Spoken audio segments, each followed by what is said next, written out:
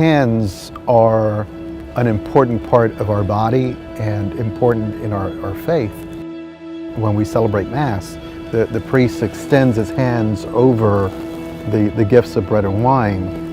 We extend our hands at communion to receive the body of Christ.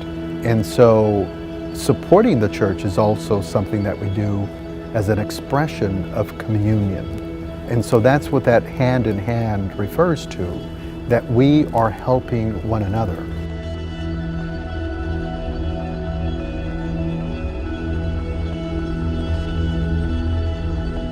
Growing up, and even as a kid, I just wanted to be helpful.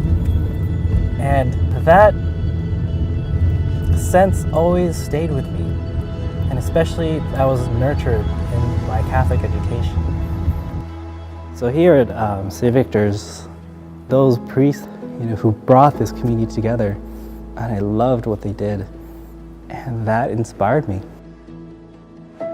While I was in the seminary until 2003, I'd say there were about 20 to 24 of us. After that, there was a decline in the number of seminarians. So there was a bit of a challenge for our diocese.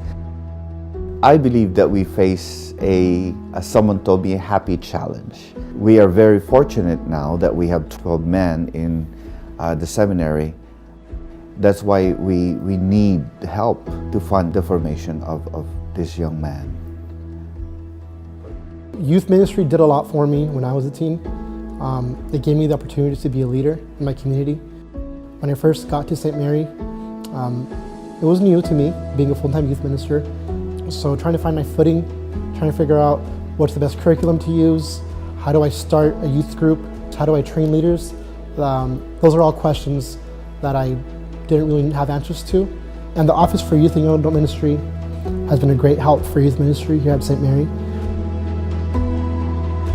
I remember what it was like to be a young Catholic myself, a teenager, and needing to be led by older adults that I just looked up to. And I think that for me, being able to give back to the younger generation, the future of our church, is fulfilling for me, but I wouldn't even say I chose it. I think that God chose it for me, and I'm just listening.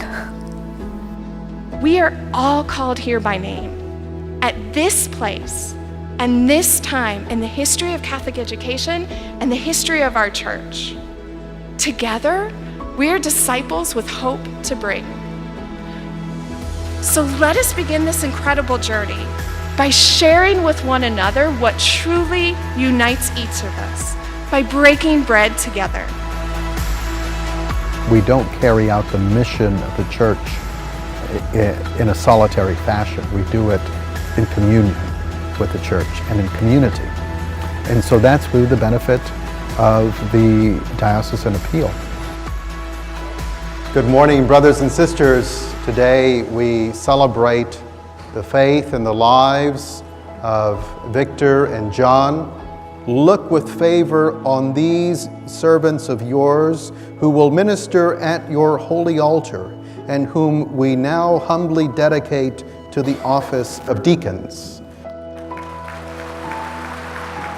These past couple of months have been a time of transition, not only for me, but also for the diocese, also for Bishop McGraw, who has been the bishop for some 19 years. So I'm excited to be here. I think week by week it's felt more like home.